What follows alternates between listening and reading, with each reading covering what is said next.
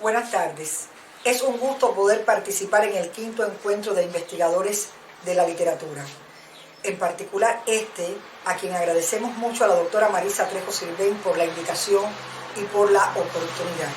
Desde Cuba, las autoras de este trabajo, profesoras de la Cátedra de Lectura y Escritura de la Universidad de Matanzas, Cuba, ofrecen un trabajo que tiene como centro la obra y la figura de Agustín Acosta, uno de los grandes poetas nacionales cubanos de la primera mitad del siglo XX. Y es que Agustín Acosta trascendió dentro de la llamada corriente posmodernista que vino a fecundar toda la literatura que en los inicios del siglo XX se desarrolló.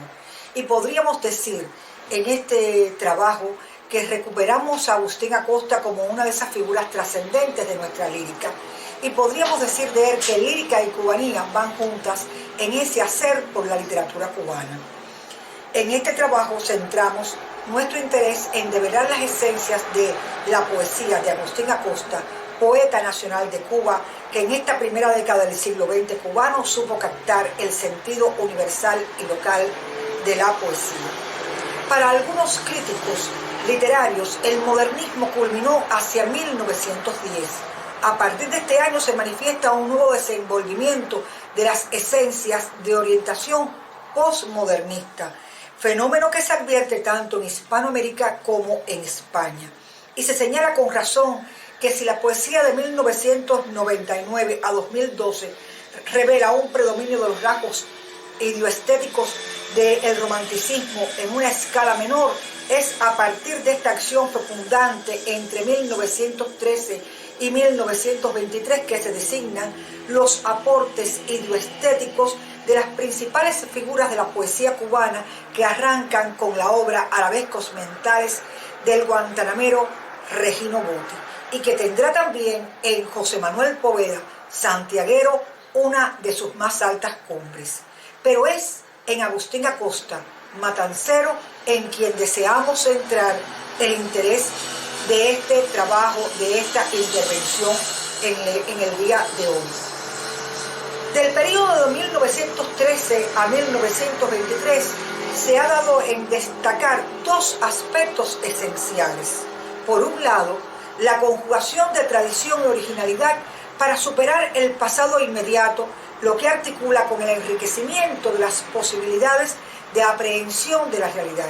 Y por otro lado, porque la palabra aparece con una autonomía y una dignidad propias, lo que amplía sus posibilidades expresivas, sobre todo en la poesía.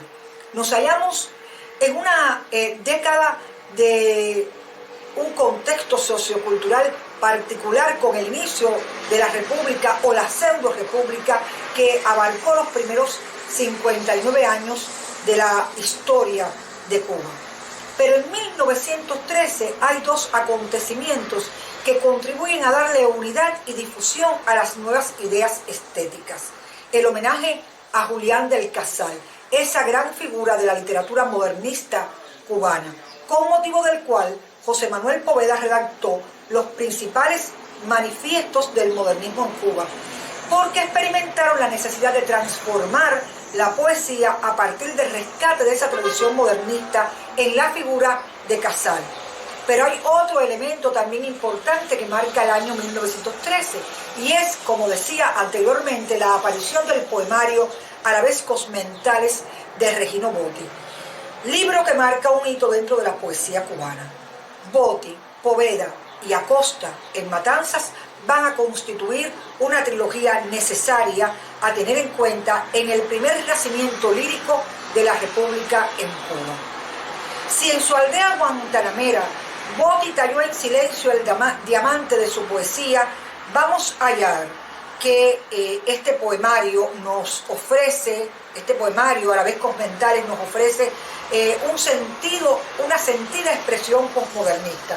Y quiero compartir con este auditorio una de esas audacias líricas que lo constituyó el poema Funerales de Hernando de Soto, perteneciente a la primera parte, Blasones, y que dice: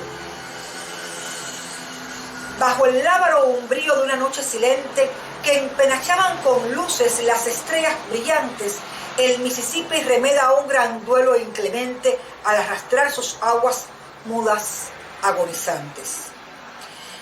Y junto con Botti, decíamos, está Poveda, quien lideró uno de los libros esenciales de la lírica cubana en esta etapa, y que se tituló Versos Precursores. Y es que con Versos Precursores de 1917 se devela uno de los frutos más logrados del posmodernismo literario cubano.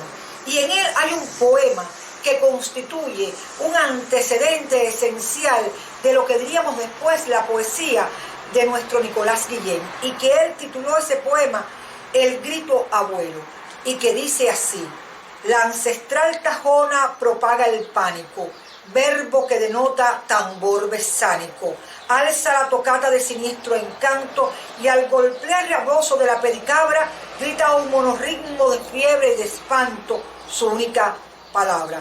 Canto de la brisa, grito de la tierra que provoca el vértigo de la sobredanza, redobla, convoca, trastorna y aterra, subrepticio signo es que nos alcanza. Pero estos dos grandes poetas que se desarrollaron en el oriente del país se complementan con la figura de Agustín Acosta y Bello, nacido el 12 de noviembre de 1886 en Matanzas, y que murió el 12 de marzo de 1979 en los Estados Unidos. Y con Agustín Acosta emerge una de las figuras esenciales de la segunda década del siglo XX. Hay que decir de Acosta, y en estos días un alumno me recordaba, que Acosta es esencia en Matanzas y esencia también de los campos de Cuba, porque Acosta, abogado de profesión, político, que desarrolló una ferviente carrera política en la pseudo-república, en los gobiernos de turno, en defensa de los humildes como abogado en un poblado que se llama Jagüey Grande, vivió muy vinculado a su tierra natal. Y si hoy tenemos que rescatar la figura de Acosta para la posteridad de la literatura cubana, es porque Acosta nos ofreció en 1915 un poemario que respondió al título de Ala, pero con él hay que decir que se complementa en 1923 su poemario Hermanita, y en 1926 La Zafra.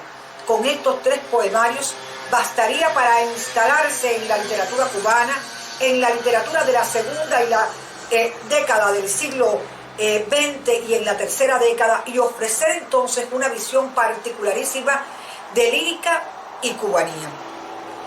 Podríamos decir además que en su voz y en su poesía va a cantar también a Martí, como lo hizo después nuestra también matancera Carilda Oliver Labra. Acosta fue un deudor de la poesía modernista de Rubén Darío. Supo recoger y expresar en versos el palpitar de esa poesía, y ya en 1915 Ala marca un acierto de renovación en el ambiente poético republicano.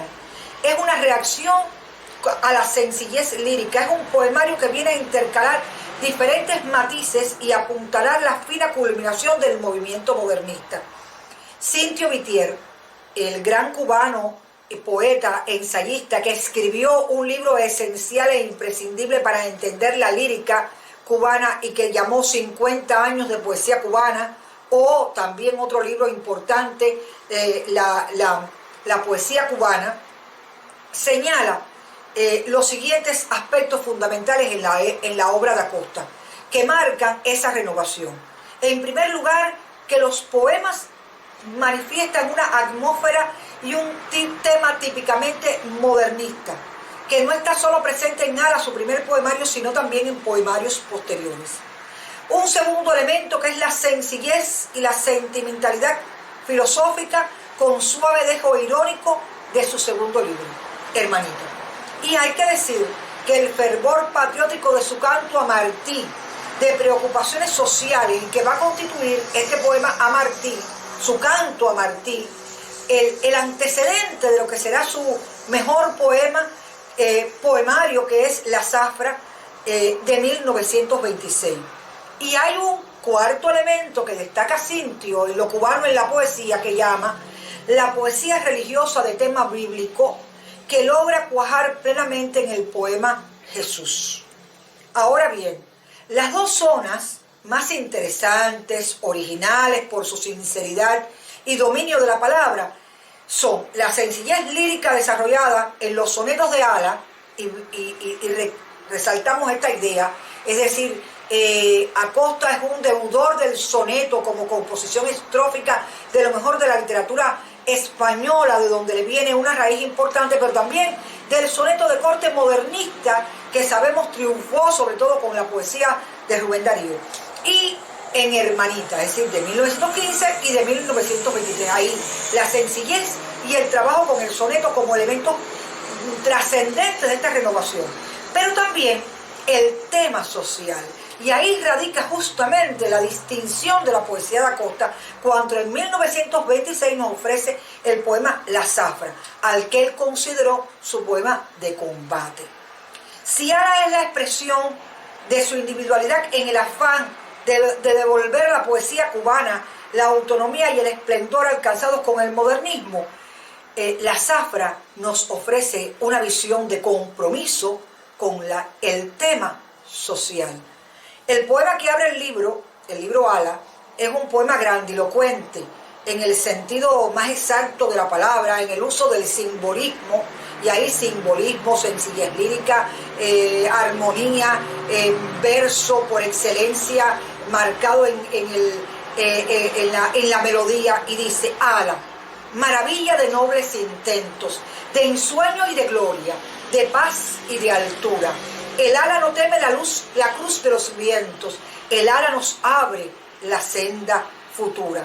El cielo que admira la gloria del ala, la adorna de estrellas, la nimba de nubes, de azul luminoso le ofrece una escala que tejen gozosos los blancos querubes.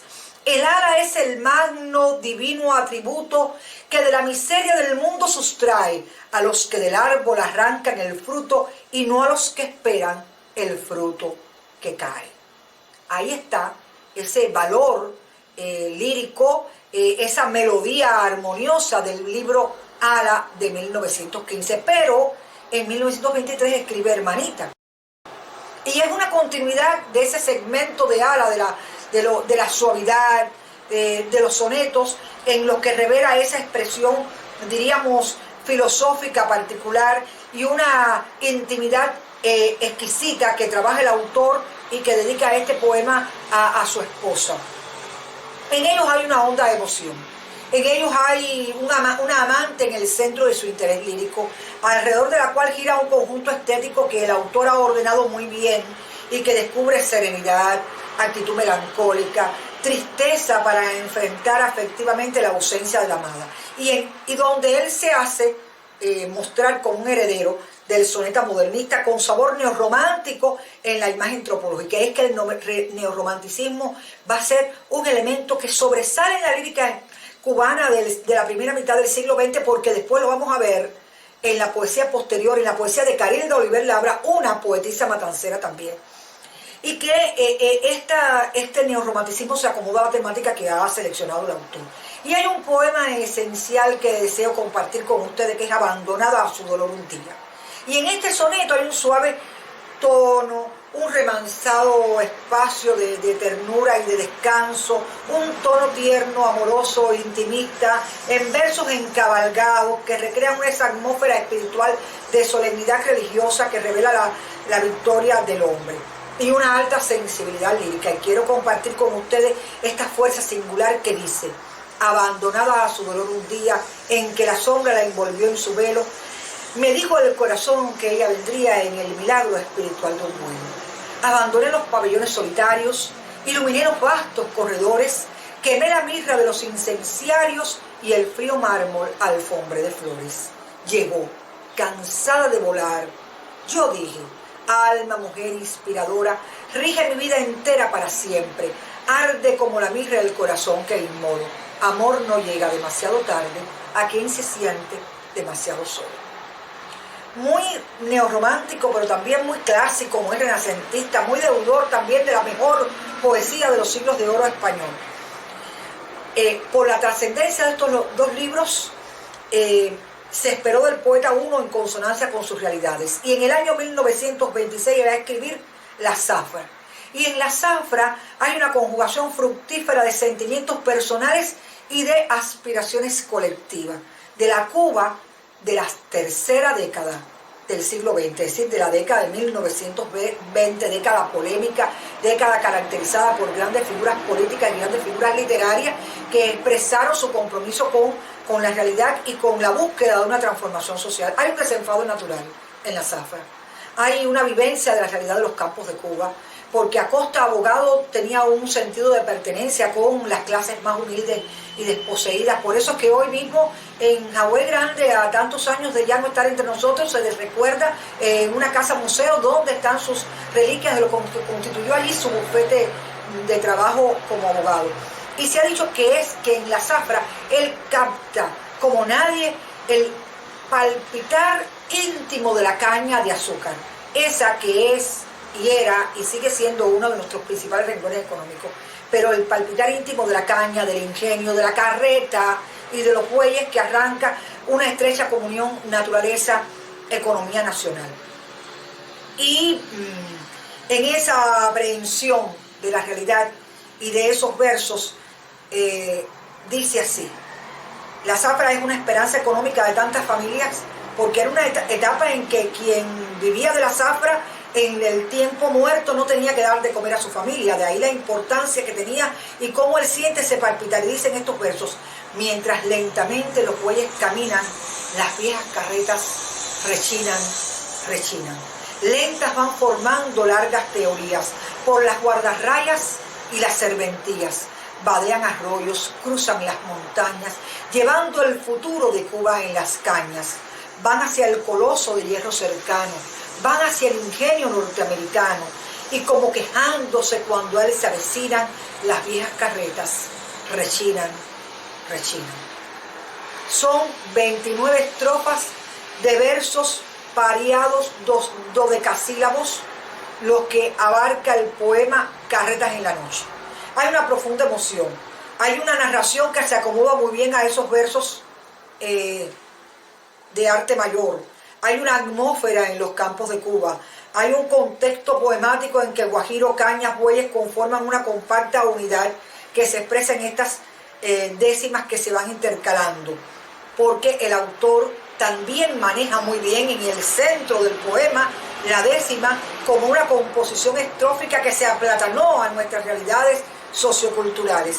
Y la carreta adquiere poderosa fuerza, personificación como recurso literario, en que el autor estructura muy bien su andamiaje lírico con el recurso, con la variante, la vibrante R múltiple, carretas, carretas, rechinan, rechinan, y nos van dando también ese movimiento interno. Hay una profusa presencia de verbos que ayudan al sentido del transcurrir del tiempo, pero sobre todo hay un marcado sentimiento de compromiso social, porque se acercan al ingenio norteamericano que representa la injerencia de Yankee en nuestros campos de Cuba en la década del 20. Es decir, caminan, vadean, van. Vean cómo esos versos, esos verbos van marcando ese movimiento dentro del poemario. Y al final dice: con cuántas cubanas razones rechinan. Cubanas razones. Y ahí está esa lírica de cubanía tan esencial para el poeta. Es decir, que el sentido de la cubanía no solamente está sustentado en el tema seleccionado, sino en el manejo del recurso sonoro de la lengua del cual el autor hace uso, y en las estructuras métricas al escoger también no solamente el verso de arte mayor, sino también dentro de él el uso que va a ser también de la décima. Hay una vibración guajira, hay una agreste fragancia de los campos de Cuba, y Cintio Vitier ha dicho con mucha razón de este poemario que hizo justicia, al hacer justicia al poeta de los campos, que el libro, aunque se estremecen las corrientes sociales de la época, no sobrepasa los límites comunes de la preocupación por los destinos de la República y la suerte del Guajiro. Pero la preocupación es sincera. Los cuadros de un realismo directo, crudo, simple, con tendencia al comentario cívico habitual. Y hoy tenemos que que seguir pensando en la zafra.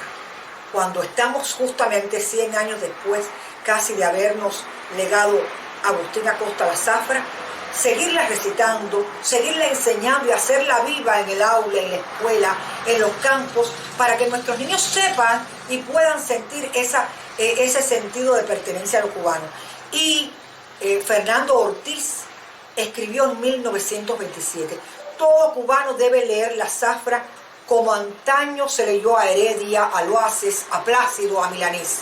Los que no saben leer oigan sus versos y aprendan de ellos la belleza de un apóstrofe nacional con audacias de blasfemia. Y deben cantarla con tiple y gemirla en las guardarrayas junto a los cañaverales. Justamente porque todo cubano debe leer la zafra, es que hoy estamos en este rescate de la cubanía del poeta Agustín Acosta. Hoy, cuando ya no está entre nosotros, pero siguen rechinando las carretas y nos siguen diciendo que la poesía cubana ha tenido y tiene en Agustín Acosta uno de sus más grandes renovadores y uno de sus más grandes poetas, porque sigue siendo uno de los poetas nacionales de Cuba. Muchas gracias.